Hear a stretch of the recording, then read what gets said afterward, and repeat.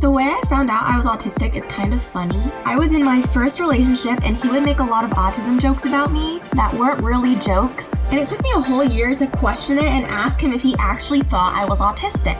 And he said it's pretty obvious, and that's what opened the door to autism being a possibility for me.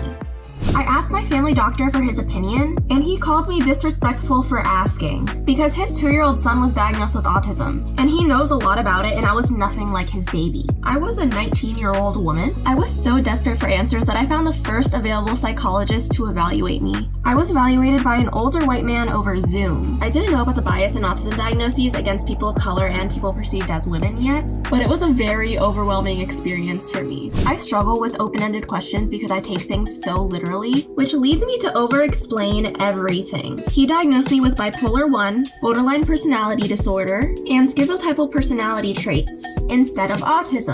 When I asked the doctor why not autism, he told me I made great eye contact with the camera, and he told me something that I will never forget. He said, "You're just a really smart girl that doesn't know how to function like a normal human being." I went to a psychiatrist and I got put on mood stabilizers and antipsychotics. I was getting every side effect and my quality of life was horrible. All of this was making my mental health so much worse. I felt even more broken. So of course they start putting me on antidepressants too because my depression was worsening. After many months of being a lab rat, one of my coworkers did a very bad thing to me and that made my mental health suffer a lot. I went to my university crisis center to get help. They did an initial evaluation and then paired me up with a random counselor. This counselor happened to be an autistic woman who was finishing up her PhD in psychology studying autism. After getting to know me and reviewing my records and past evaluation, she realized that I was misdiagnosed. She told me that she wasn't surprised because Latinas often get stereotyped and labeled as crazy, aggressive, moody, emotional. She advocated for me to get an appropriate diagnosis.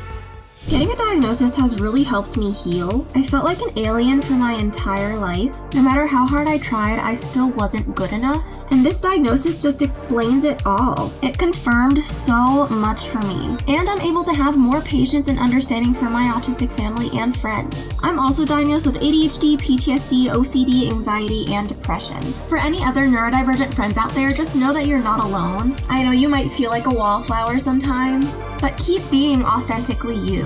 I recommend taking time to unmask and uncover who you truly are at your core. And remember that it's okay to ask questions, especially in regards to your health and well-being. Do your own research. Ask for a second opinion. You know yourself better than anyone else. Autistic Latinas exist. Autism does not have a look. It's an invisible disability and a spectrum, and ignoring it does more harm than good. Autism does not discriminate, and yet the support and resources available vary across cultures. My goal is to help end the stigma around autism, ADHD, and mental health. If we keep sharing our stories, bringing awareness, and having these difficult conversations, I'm hoping that we can witness a positive change in our lifetime.